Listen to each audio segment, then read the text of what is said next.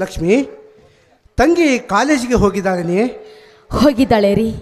ಭದ್ರಾ ಮಹಾರಾಷ್ಟ್ರದ ಕುಸ್ತಿ ಮುಗಿಸ್ಕೊಂಡು ಕರ್ಕೊಂಡು ಬರ್ತೀನಿ ಅಂತ ಹೇಳಿದ್ದಾನೆ. ಹಾಗಾದರೆ ನಾನು ಕಬ್ಬು ಬೆಳೆಗಾರರ ರೈತರ ಸಮಾವೇಶಕ್ಕೆ ಸ್ವಲ್ಪ ಸೊಲ್ಲಾಪುರ ಸಿದ್ದೇಶ್ವರ ಕಾರ್ಖಾನೆಗೆ ಹೋಗಿ ಬರುತ್ತೇನೆ. ತಮ್ಮ ಬರಲು ತಡವಾದರೂ ಹೇಳು, ಬಸವಂತನನ್ನು ಕಳಿಸಿಕೊಡುತ್ತೇನೆ. ಹೌದೇ? ನೋಡಿ, ಇಂದಿನ ಆ ರೈತ ಸಮಾವೇಶದಲ್ಲಿ ನಿಮ್ಮ ಅಧ್ಯಕ್ಷ ಭಾಷಣದಲ್ಲಿ ರೈತರೆಲ್ಲರೂ ಒಂದುಗೂಡಂತೆ ಹುರಿದುಂಬಿಸಿ ರೈತರ ಹೋರಾಟಕ್ಕೆ ಯಶಸ್ವಿಯಾಗುವಂತೆ ಮಾಡಿರಿ. ನಿಮ್ಮ ಭಾಷಣದ ಪ್ರತಿಯೊಂದು ಮಾತಿನ ಕಿಡಿ ಆ ಸರ್ಕಾರ ತಲೆಬಾಗಿ ಅವ್ರಿಗೆ ಒಪ್ಪಿಕೊಡುವಂತೆ ಮಾಡಬೇಕು. ರೈತರ ಹೋರಾಟಕ್ಕೆ ಜಯ ಸಿಗಬೇಕು ರೀ. ಲಕ್ಷ್ಮೀ ಲಕ್ಷ್ಮೀ ಲಕ್ಷ್ಮೀ, ಇದೆಂಥ ಮಾತು ಕಣೆ!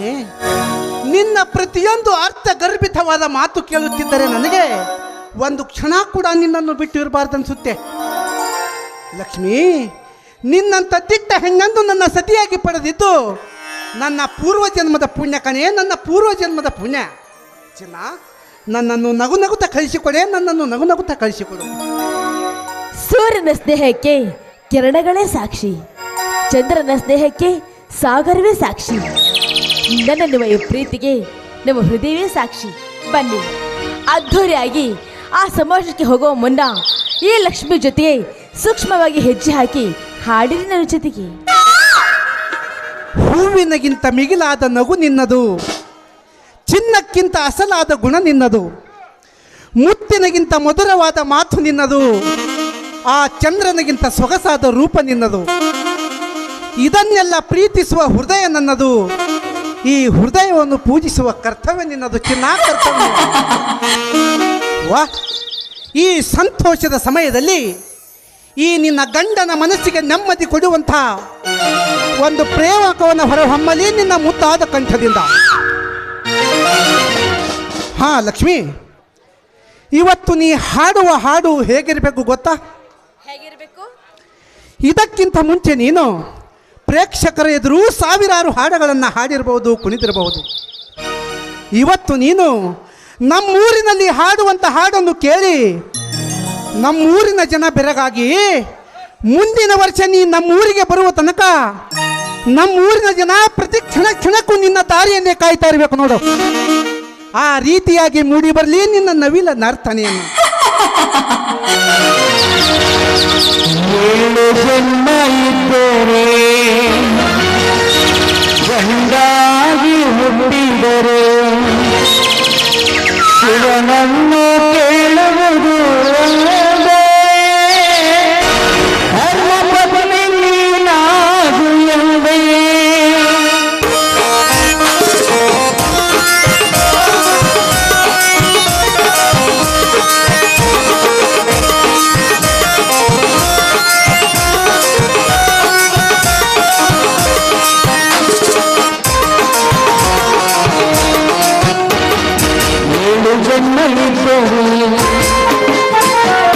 ಗಂಡಾಗಿ ಹುಟ್ಟಿದರು 7 ಜನ್ಮ ಇದ್ದರು, ಗಂಡಾಗಿ ಹುಟ್ಟಿದರು ಶಿವನನ್ನು ಕೇಳುವುದು ಧರ್ಮಪತ್ನಿ ನೀನಾಗುವುದೇ.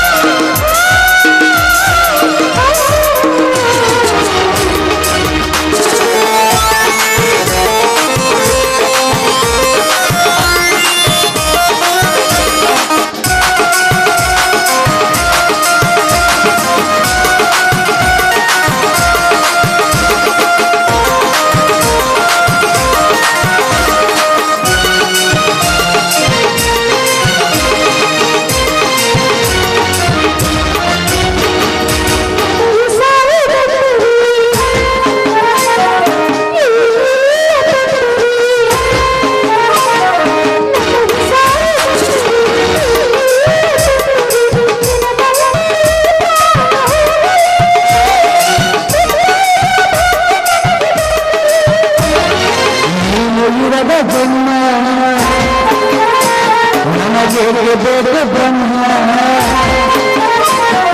ನೀನು ಇರದ ಜನ್ಮ ನನಗೆ ಬೇಕು ಬ್ರಹ್ಮ ಜೊತೆಯಲ್ಲ ಈ ಪ್ರಾಣ ಹೋಗಲಿ ಸ್ವರ್ಗದಲ್ಲಿ ನಮ್ಮ ಮಿಲನವಾಗಲಿ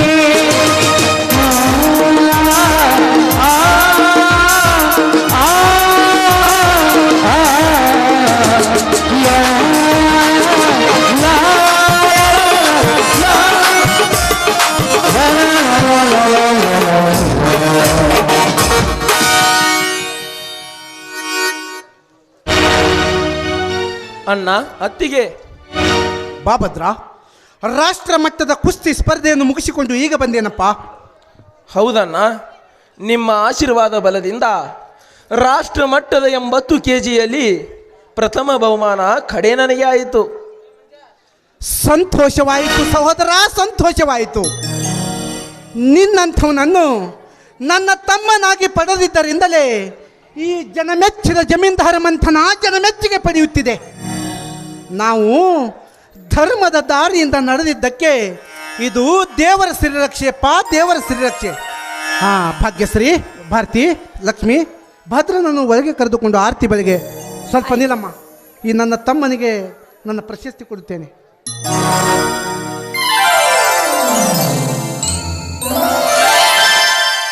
ಭದ್ರ,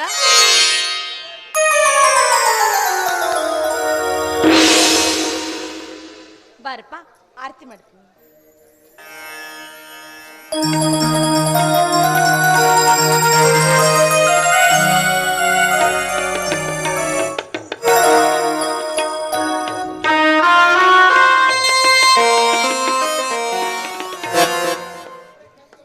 ಸ್ವಾಮಿ, ನಿಮ್ಮ ಧರ್ಮಶಕ್ತಿ ಈ ಭದ್ರನಲ್ಲಿಯೂ ಬಹಳ ಇದೆ ರೀ. ನಿಮ್ಮಿಬ್ಬರ ಧರ್ಮ ತ್ಯಾಗದ ಶ್ರೀ ರಕ್ಷೆ ಸದಾ ನನ್ನ ಮೇಲಿರುವ ತನಕ ನನಗೆ ಯಾವ ಕೊರತೆ ಇಲ್ಲಣ್ಣ.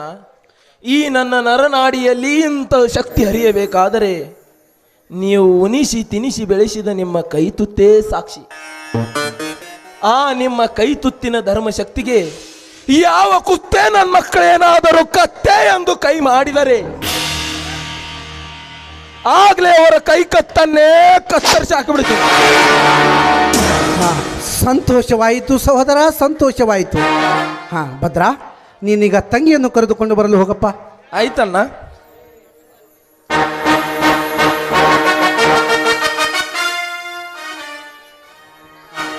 ಜಮೀನ್ದಾರರೇ, ನಡೆಯಿರಿ, ಗಾಡಿ ಸಿದ್ಧವಾಗಿದೆ. ಬಸವಂತ, ಎಲ್ಲ ಕಾಗದ ಪತ್ರಗಳನ್ನು ತೆಗೆದುಕೊಂಡಿರುವೆಯಾ? ತೆಗೆದುಕೊಂಡಿದ್ದೀನಿ ಗೌಡ್ರೆ, ನೀವು ಬಂದು ಬಿಡ್ರಿ. ಲಕ್ಷ್ಮಿ, ನಾನು ಸ್ವಲ್ಪ ಅರ್ಜೆಂಟ್ ಕೆಲಸವಿದೆ, ಅರ್ಜೆಂಟ್ ಹೋಗಲೇಬೇಕು. ಭದ್ರ ಬರೋ ತನಕ ಮನೆ ಕಡೆಗೆ ಜೋಪಾನ ಕಣೆ. ಆಯಿತು.